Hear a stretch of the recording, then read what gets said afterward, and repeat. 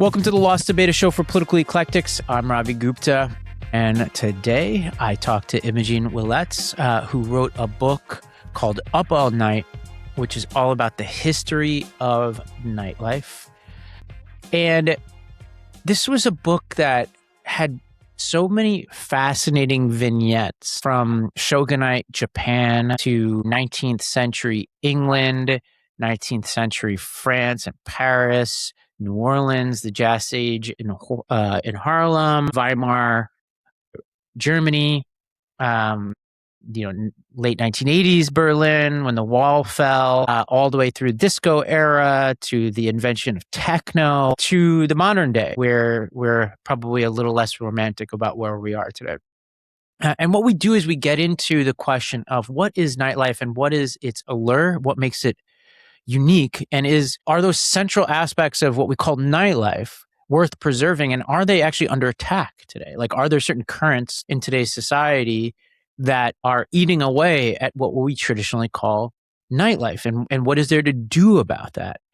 And I say this as a guy who's getting older, who spends less time going out, but who over the course of my life at various points spent a lot of time going out. And I begin my conversation with her about sort of the central period of my life that overlapped with nightlife, which was the late 90s, early 2000s, when as a kid in Staten Island and then eventually in college, my friends and I would go to raves, which back then, I don't know what happens now. Back then, you didn't have to be 21 or in some cases even 18 to get into those raves. So we would travel across the country in some cases to go to raves in abandoned warehouses or out in deserts somewhere and meet people from all over the country. A lot of my friends did a ton of psychedelic drugs. Back then, I didn't do psychedelics, so I got into breakdancing, of all things. And it was a seminal experience in my life. And it was the tail end, as I was reading this book, of this phenomenon that actually came about mainly in the 80s in distressed parts of the world, and in particular, three places: Detroit, Berlin, and Belgrade.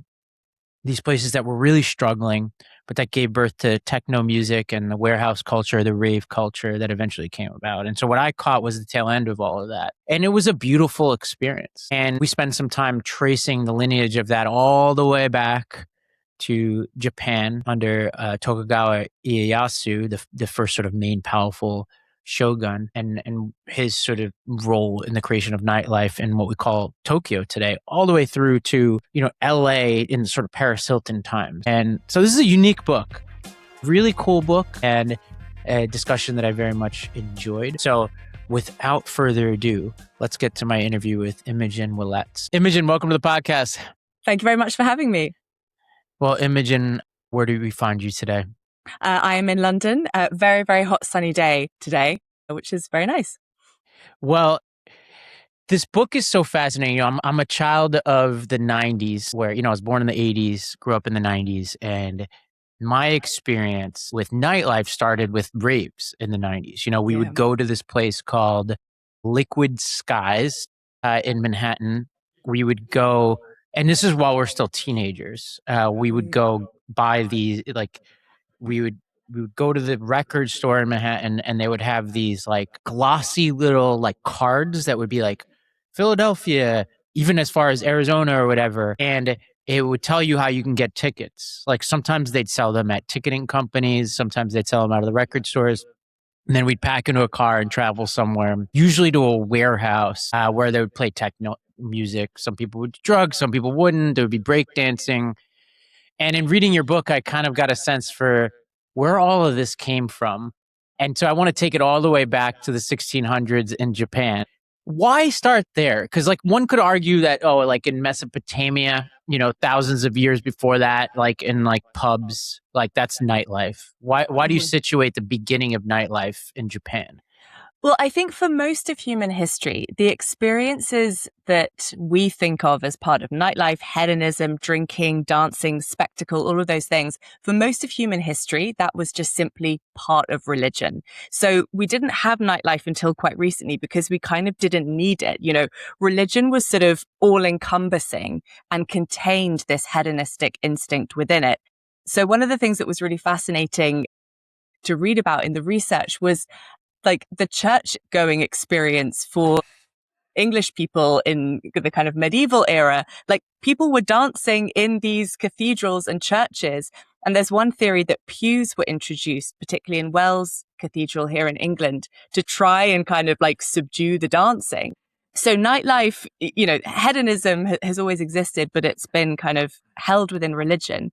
And then this really interesting moment happens in the 1600s in Edo, the city which is now Tokyo in Japan, where nightlife emerges as its own kind of separate sphere. So this is partying with culture that isn't to do with the court, isn't to do with kind of kings and that kind of thing, and it is not to do with religion. It is its own independent sphere. And you ask, completely correctly about pubs, which have been around for thousands of years. And why not say that the first pub is the beginning of nightlife? But I see nightlife as more than just a place where people go to drink. There is something more kind of cultural or artistic about it. It's music, it's fashion, it's performance. It's, a place that's been very much designed for the night that's beyond a pub or a bar. As great as those places are, nightlife is something a bit different. One of my favorite things about this book is just the scenes that it paints, the spaces. And Yoshiwara, which is, modern day Tokyo, like a very different place from what I understand today than what you're describing in this book. It's fascinating for a lot of reasons. I mean, you have at this era, I imagine like this is what Tokugawa Ieyasu, like the beginning of the shogunate sort of reign, right? And he's negotiating nightlife with various forces. And I think you say this in the book, but he is, although you say this is somewhat divorced of sort of like the court practices of a king, he is requiring, or one of the shoguns is requiring feudal landowners to come to what's now Tokyo at sort of regular intervals with all of their men and only their men, which creates this lopsided gender balance in the capital of, something like 2-to-1 men to women, which seems somewhat relevant to what's going on in this Yoshiwara district.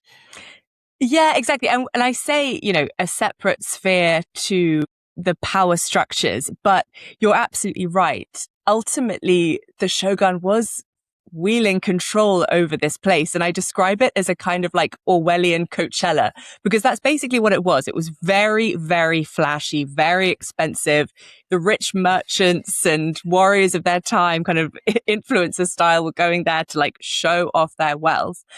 But also the shogun thought that by kind of containing vice into this one very specific area, he'd be able to keep an eye on any potential unrest or uprisings. And so for that, it really was incredibly successful. It worked. It kept the peace. There weren't any kind of major uprisings for, 250 years. And you're absolutely right as well. The gender imbalance is such a crucial part of it, because Edo was this completely like testosterone fueled male dominated city. Like imagine a city that's 2 men to 1 woman, that, the men needed a place to go and let off steam and party. And so, Yoshiwara was a complete sort of escapism for them, because it was a female dominated place with these beautifully dressed courtesans with, makeup, fashion, beauty. It was, this nocturnal, female dominated, more cultural, artistic environment that made a hell of a lot of money and, like I said, kept the peace. It's almost like if you're a Wire fan, there's this thing called Amsterdam in The Wire, where the mayor decides, I'm going to create this one area and isolate all the vice here. People could shoot up drugs, all this kind of stuff, as a way to kind of draw people away from other parts of his city. And in some cases, that's what I was thinking about here. But obviously, what's different here is that it is highly curated and it's decadent in a certain kind of way and designed in ways that probably we didn't see before this, right? Like I think like you describe like what it's like even to arrive. Like I think it's somewhat like an elevated platform, right? You have to pay a ton of money. You prepare for a long time to arrive, and you're kind of like you walk into this place and this is before people had newspapers, before they had movies and obviously TV and all this. So you try to imagine what the rush to your senses would have been. And I think you described that people almost like lose themselves, like walking into this place. Yeah, totally. Because at that time, there were just no other places of public entertainment that were able to stay open after dark. And yeah, there were not, you know, they didn't have like bars and restaurants in the way, at the beginning of the Shogun era in the way that we would understand it. And so people would hold like parties in abandoned homes because that was those are the spaces that were available to them. So it really would have been, completely kind of transformational experience that this is, nocturnal hedonism in a way that hadn't been experienced before. But also, as I touch upon in that chapter, that these kind of nightlife environments before the advent of electricity could be incredibly dangerous. And because the shogunate regime obviously didn't value the female, courtesans and sex workers who were living in Yoshiwara, there were many, many fires that broke out because this is all lit by lanterns and it is wood and it is paper structures. This is like truly And a kind of dense. Yeah. and very, very dense. Exactly. So the thing that kind of makes it fun and exciting, the sense of like crowd density, atmosphere, and all of these things, there was a kind of flip side, like this really dark, sinister trade-off there. And so what happened in Yoshiwara is every single time it burnt down, it was something like 5 or 6 times just in one decade. Like it was very, very regular that they just rebuilt it exactly the same as it was time and time again. There's something so, George Orwell and chilling about that. But that was just the reality of it. And again, it's a kind of reminder as to why it does take a long time for nightlife to get going. And of course, the sort of more golden age of nightlife, as I talk about in the book, is once you get electricity and, before smartphones, which I'm sure we'll come on to, is how that has changed habits to going out. Well, a recurring theme in all of your chapters, which we'll get deeper into as we go along, is that often nightlife is dominated by people in the fringes of society in some way, for one reason or another. And obviously, there's the gender politics of Japan at the time. There's also the economic politics, and this is like a rather strange overlap here where you had merchants at the time, as you describe, who were making tons of money, but who it almost like a caste system were not afforded a lot of rights and privileges that you would imagine the richest people in a society would have, whereas the samurai and the farmers were at the higher levels of society in terms of the privileges they were afforded and how they were recognized by the shogun. And so the merchants weren't able to use their money to buy things like estates, right? So they had very limited ways to show their money and spend their money, but they could spend it in Yoshiwara. So these people were high rollers, almost like showing up to Vegas and just throwing money around. And then you also had the samurai that's arriving. exactly it. And Japan was also completely isolated at the time. So it was going through this period of being completely closed off to the rest of the world. Like you could not leave Japan, I think like on punishment of death or something. It was, you were isolated. So these things that rich guys might, normally do, go on crazy, wild, like traveling adventures or pilgrimages or buy up expensive estates, centuries later, you get the stock market, none of these things were available to the rich merchants and they were just growing obscenely wealthy. And the social hierarchy was out of kilter with the economic hierarchy. So that created this kind of confusion and sense of competition between the merchants and the samurai. So the samurai were revered, had very well educated and disciplined, but they just did not have, of course, the spending power that the merchants did. And so I think going to Yoshiwara would have been such a strange experience for both cohort of men, probably very humiliating for the samurai, but maybe also humiliating for the merchants. Maybe the samurai were these big, impressive, beefy guys that were, very masculine, maybe more popular with the courtesans, who knows? I mean, it would have just been a very strange thing to experience for those two types of men. You had this amusing debt politics that you described where the samurai would, I guess, at times borrow funds maybe from the merchants. There's like this inflation, nightlife inflation that the merchants are somewhat responsible for, where in modern day dollars, it's like some absurd amount of money, $10,000 or something, I think you say, like to have a night out in this place. So it's like a once in a very blue moon experience for most people. Samurai are like taking out loans to go in there. And they're obviously fierce. So like if they decide not to pay you, there's all kinds of stuff. You like mentioned that they would just like kill somebody on the way out who's like trying to collect a debt.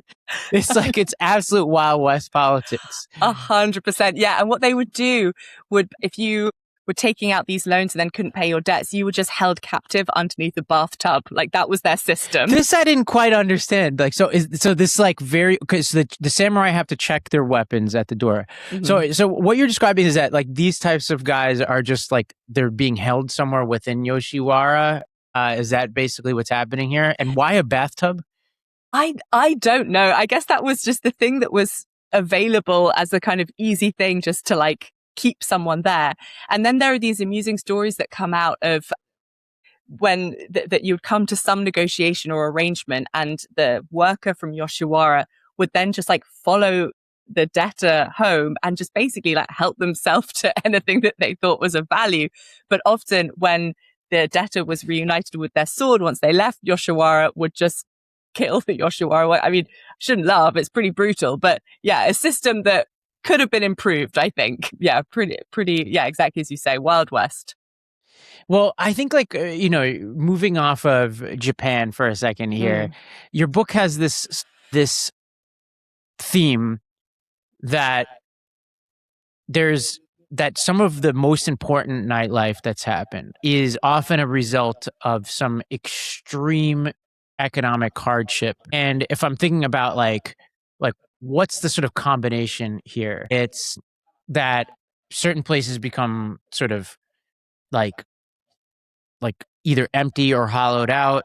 There are people with a lot of time on their hands because there's high unemployment, and there's this almost sense of resistance, right? And there are various places where we could go here, right? New Orleans, you mentioned Harlem, for example. But I think one fascinating chapter is where you talk about, I think it's Berlin, Belgrade, and Detroit, all around the same time, are experiencing very similar economics in some ways and give birth to what we think of as like techno music. Yeah, it is.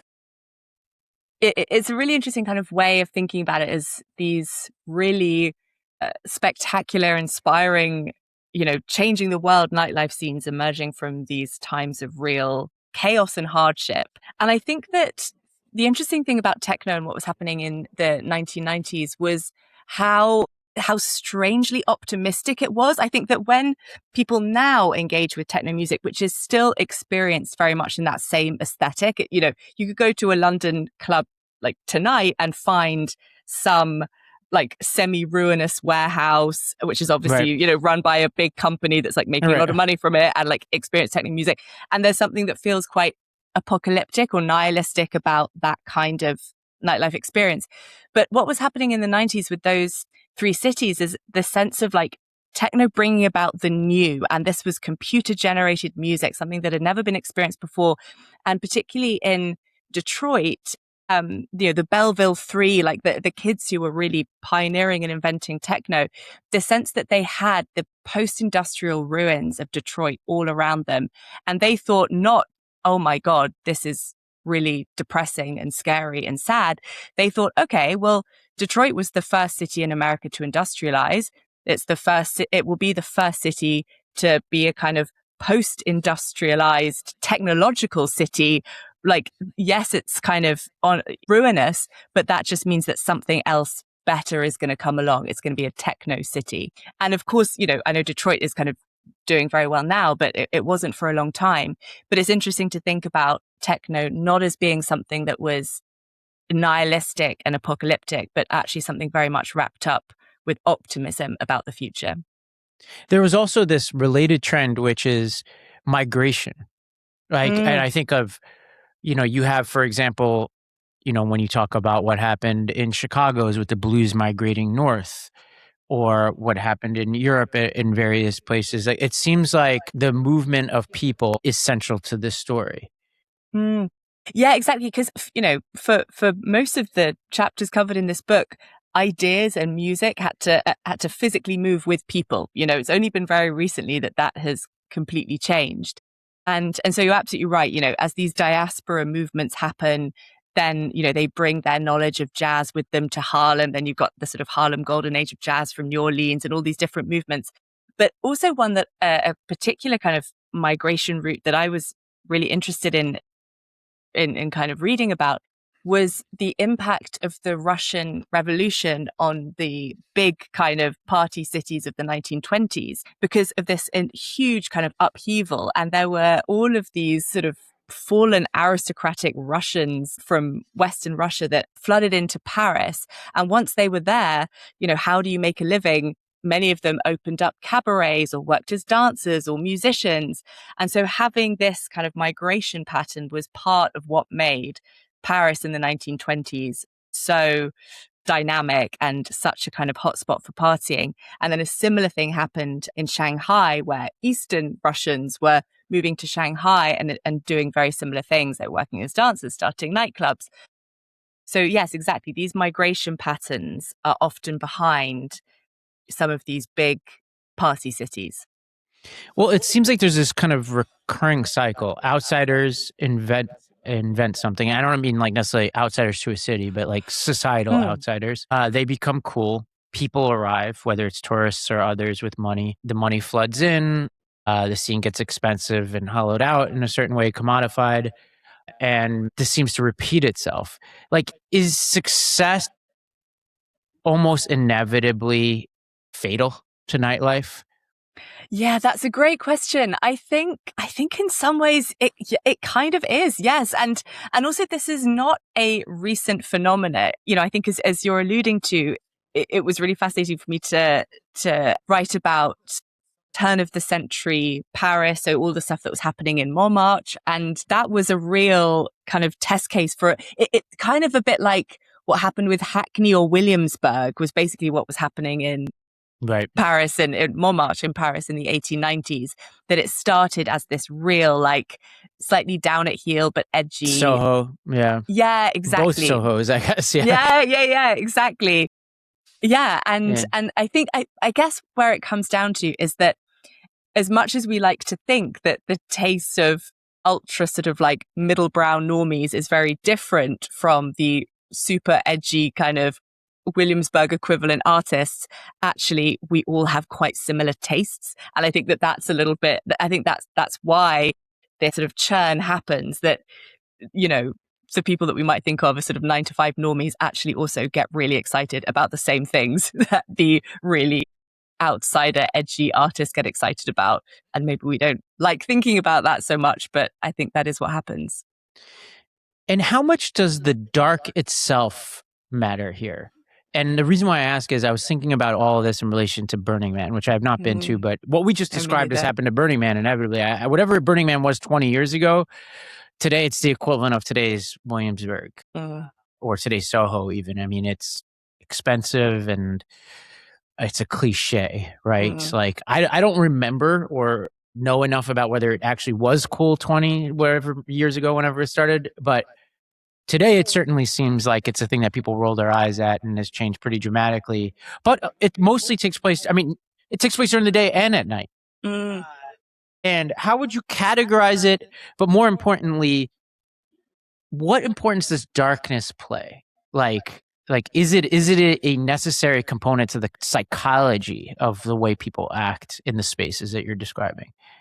I definitely think that darkness offers just that sense of anonymity and a heightened sense of freedom that just is, you can't really capture at any other time. And I think that also what was interesting about some of the other chapters is that how much ambiguity there would often be about sort of people's identities or where people were from in the class structure. So in Vauxhall Gardens, which was the party destination of 18th century London. And it was this semi-illuminated 12-acre garden on the outskirts of the city. And the real attraction of that place was just people would be very dressed up, but in a way that you couldn't quite tell what class they were from. And for British people at the time, that was so like exhilarating and thrilling. And you get a kind of echo of that experience when you get to Studio 54, because again, people are so creatively dressed up and you're looking at someone thinking like, oh my God, are you a model? Are you an artist? Or are you literally just like someone off the street who is ultra creative and has put this look together? And it's that same sense of kind of, who are you? Like, are you this person just for the night? What are you like the rest of the time? I think that there is something that's so thrilling and exhilarating about that experience. And that does echo with a lot of these nightlife scenes. That's part of it, that sense of ambiguity of who people are. You mentioned Studio 54, the disco era. One thing that is obvious and in some cases troubling is the difference between that era and how people comported themselves and the freedom they were given in anonymity and what you later write about in Los Angeles and where we are today, where there's this like panopticon that we live in now, where you mentioned when I asked you about what's the difference between night, it's like the anonymity and the freedom to be who you are.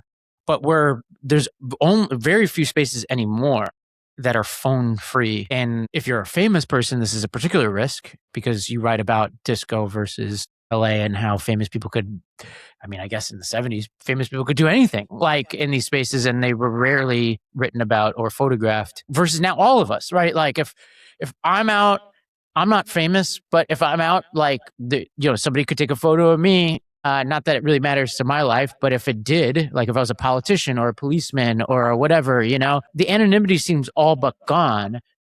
Does that mean that that sort of central premise of what makes nightlife different is also gone? I'd say that there is a real possibility that maybe that is the case and that maybe we will look back at, I would say, sort of 1890 to 2010 as this golden age of nightlife because you have the more widespread adoption of electricity, you have street lights, it's safer, but very importantly, you don't have this sense of surveillance that you get from a smartphone and everyone has a camera in their pocket and how recent and strange and unusual that is. And so I do think that there is a chance that maybe we are experiencing something a very, very profound shift.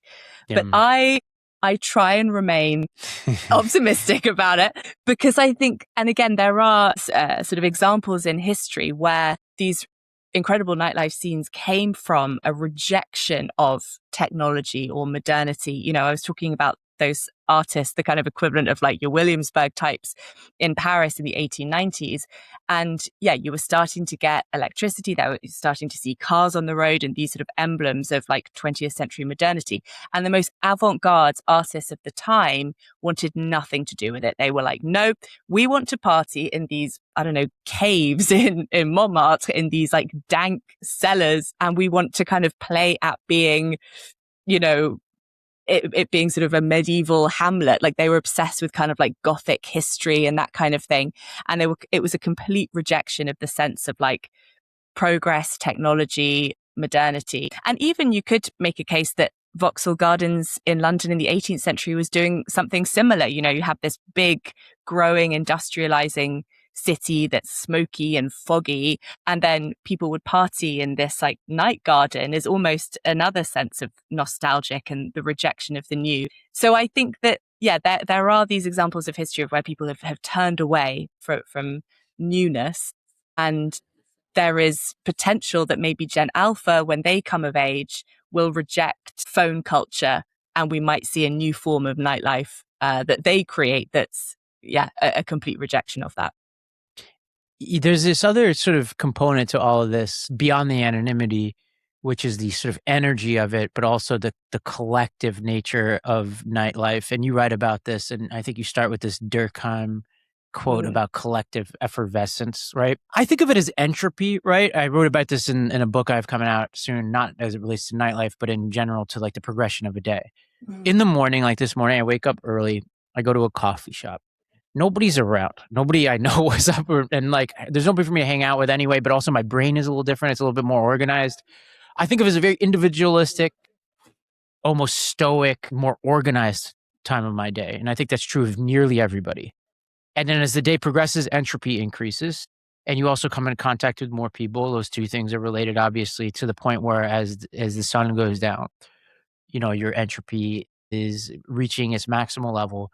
And that unless you're on a night stroll by yourself, which I think is probably not like the way people tend to think about night. Generally, if you're out at night as opposed to in the morning, you are with people. And I think that is also part of this, right? You write about it like you become almost part of a group and a collective series of energy, whereas our mornings are really about us. And maybe that can be rescued, even if the phone culture is eating away at other aspects of this.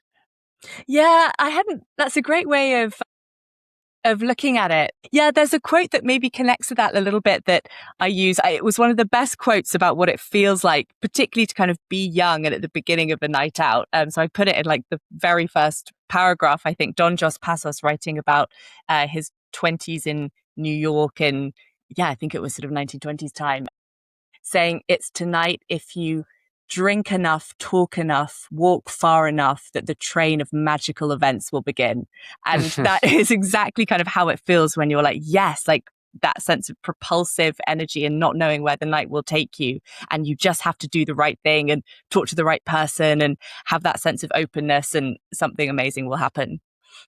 One thing that concerns me, and I hate to keep piling on concerns like an old man, like things have changed, but is I talked to Kyle Chayka recently about his thesis of the flattening of culture. I forget exactly how he frames it, but that everything looks the same. Everything, you talk a little bit about this in your book, if not a lot. And the sort of aesthetic flattening of everything matters. Certainly nightlife culture matters, but there's also the sense that like when I look through all your periods of time, there was this sort of dominant form of nightlife in each place. Now, the downside is that if that's not your thing, you don't have any other option. So that sucks. So if you don't want to go to like a pleasure palace and, in London, or, hang with courtesans or and eat blowfish in Japan, you're kind of out of luck. But the upside of that is that there is a culture, and there's kind of like this dominant sort of way of doing things. And you have this connective tissue to the people around you. And in certain places that can create beautiful art, right? Like in France, for example, as you described, or in Harlem or in New Orleans, right? These beautiful forms of art that even endure to this day, even as so much has changed. Like if you go to, I spent a lot of time in New Orleans recently, still going strong through the Delta as well. But now I live in the Lower East Side, among the best places for nightlife in the world. But it's like, okay, here's your jazz club. Here's your, techno club. Here's your bar. Here's your, members only club. There's no like culture, one culture. It's just a bunch of different random things taken from a bunch of other places. Although, so I have tons of variety, but I don't feel like I'm part of some kind of movement that is going to feed some future generations' artistic sensibilities. Yeah, yeah. Yeah, you're absolutely right. And the sense of culture feeling a little bit stuck. We have, where is the current youth movement? Where are the rave kid equivalent, of the 90s of today? And I think that there's, so many reasons why that has happened, but I think it's got to be around the mass communication kind of flattening, that information is spread so easily that you just lose that sense of community spreading, becomes the dominant in a certain place, that creates a really exciting sense of nightlife, and we have lost that. But it is fascinating. And again, I wonder, I think of the 20th century as the kind of century of the decade. It was very neat, perfect little boxes of like aesthetics and movements. Yes. And we have lost that in the 21st century. But maybe our types of subcultures will be more like going back to the 19th century, where it's not these neat little decades, but you still have undercurrents of stuff happening. The artists that were doing all the crazy stuff in kind of turn of the century Paris, I don't think other people, in the rest of Europe, and certainly not America, would have necessarily known about what they were doing. So I don't, and whether we go back to something that's, that doesn't have that sense of like a fixed thing that's around for about 10 years and then the next thing responds to it and we move on, that we're into something that's a little bit looser. But I don't know whether to feel kind of depressed and scared about the sense of culture feeling a little bit stuck and in stasis. And I think that it's very connected to where we are with nightlife as well, because yeah, you don't have that sense of being pulled into some exciting new movement. That, yeah, there's something that does feel we've lost something there. Kids are craving it. I see it. I saw it with the Knicks when the Knicks were making their run, right? Like that it pulled people onto the streets and you just want to be part of something that's of the moment and unique to the moment. And the threats are real. The less drinking, which obviously has its upsides, less, young people having sex less. So these are all things that are themes of all of your chapters. Yeah. It's like drinking, sex, and obviously you talked about the anonymity, right? You start to layer these things on, and then you add a robust form of capitalism that combines with the spread of information to be like, okay, whenever something is working, if it would have taken 5 to 10 years back in the day to commodify it, it's taking 5 to 10 months now to get that into the hands of some corporation that's going to create 10 House of Yeses across the country and, use the same lighting system in Bushwick that they're going to use in Berlin, right? And so it's like, why be in Berlin? Why be in Bushwick? It doesn't really matter, right? This is the concern. And I don't know how we stop it. Like you say, you have a call to arms of sorts in your epilogue, raves in dead malls, empty shops, neo-Gothic clubhouses. Well, give me some hope here. Yeah, I mean, okay, I sort of think that the sort of subculture that wasn't, that in another era, I think would have taken off and become this thing that you're talking about is probably something like hyperpop, like, the late artist Sophie, who really inspired Charlie XCX and Brat. And I think that when we think back to the to rave culture of the late 80s and 90s, it was this new kind of computer generated music, optimism about the future, and then having these illegal parties and happenings in the relics of the previous kind of economic system. So you're like right. the new and the old kind of merging together, and it makes complete sense. And I think that what are the, when you think about what are the relics of our time in the 2020s, it is kind of these old consumer spaces that felt so new and exciting maybe like 25 years ago and are now just so kind of defunct and strange and liminal.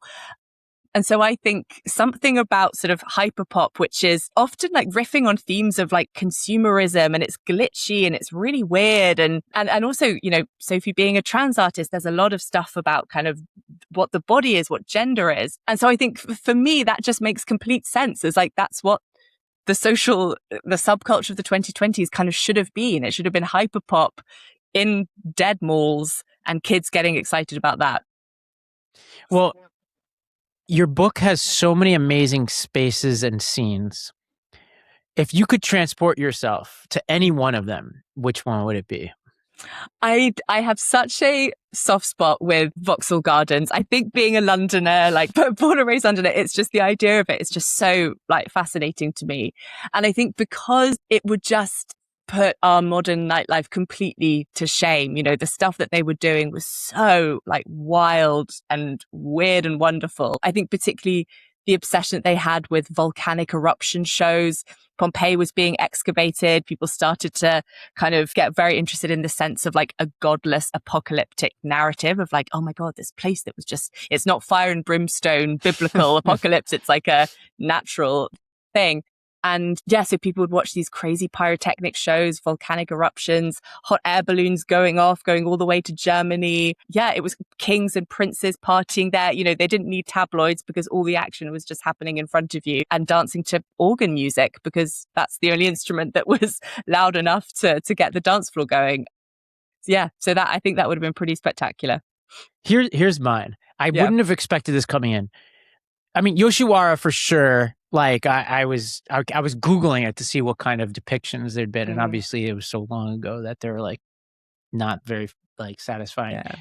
But the one I was fascinated by, and I have my book across the room, so I don't want to pause to read the passage. So maybe you can help me fill in the details here. There was this passage where somebody shows up, I think it's Berlin, 1989. There's a shipping container and there's people lined up outside the shipping container and they're like, how could they fit all these people in the shipping container? And they get in there, and it turns out it takes them down a passageway into a rail station, subway or whatever, underground rail that had been abandoned since the 50s. And I just remember reading that and being like, that's where I want to be. Yeah. That's the scene. Yeah, 100%. I think that sense of, and yeah, that came out of my interview with Joe Rush, this amazing, artist that was part of that, creative 90s scene in Berlin. And I think what was so energizing about that time is that he knew, and everyone else knew, that it would not last forever. They were like, we know that capitalism is going to come in and take this away from us, but for the time being, this, the Soviet system has collapsed. All property is up for grabs. Like, we're just going to host fucking big parties there. And they did. And yeah, just that sense of like really freaky freedom that isn't going to be around forever, but you just got to embrace it and take it while you can. The aesthetics of Berlin are just amazing generally, and I could only imagine back then. And yeah, and what makes it cool is the politics of it too. Like, there's this, it's not just this random, and I think this is part of what makes for, like, if you're adding all the elements of the best nightlife we've seen, this was true of Harlem, this is true of New Orleans, it was true in some ways of Weimar, although you have a very interesting theory on everything that was going on there. It's true of France when you're talking about Montmartre.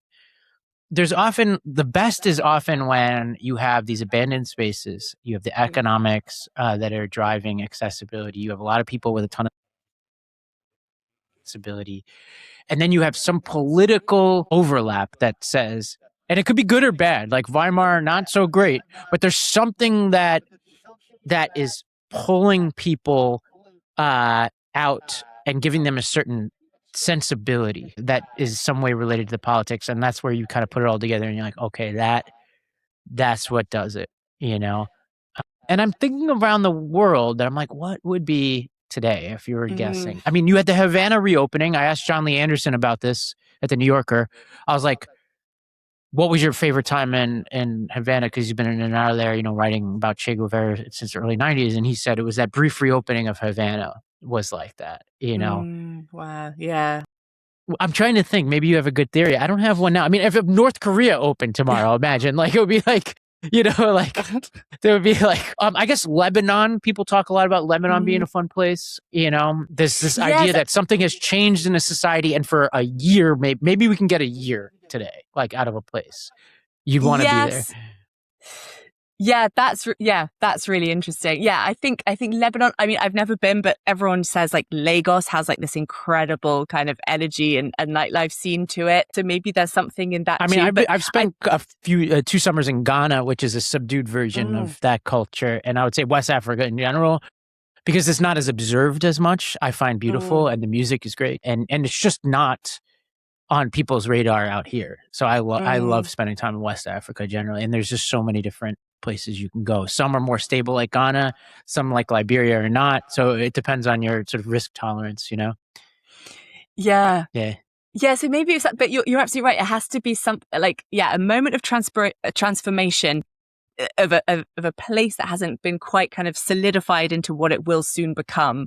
Right. And just that gives, for a youth movement or a new generation, it's very inspiring. And I think that there were so many, examples that I talk about in the book where just these huge, enormous, like world-shattering kind of inventions like techno or whatever, it would often just be a group of kids and an idea and an empty space that they transform. And I think just the idea of, these group of boys like carpentering and painting and doing all of this stuff to open up the, first nightclub that had techno in late 80s Detroit, just that sense of like, you have space and you're transforming it. And that's, been true right from the very beginning, even with some of the romantic artists in France were doing the same thing in like the 1830s and stuff like that. Like, it's the transformation of a space in this moment of openness. Well, that's a good optimistic place to end. Where could folks find your work?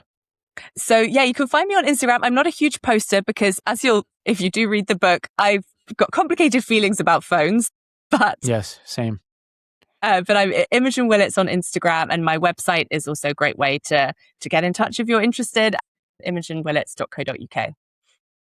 All right. Well, thank you for joining us today. I really appreciate it. Thank you so much, Ravi. This has been great. Well, thank you everybody for listening. Remember to rate, review, subscribe, throw a 5-star rating wherever you get your podcasts, and tell us what you loved about it. You also can go to our YouTube and hit subscribe over there and watch almost all the stuff I put up here. We put up there too. I'll see you next week, everybody.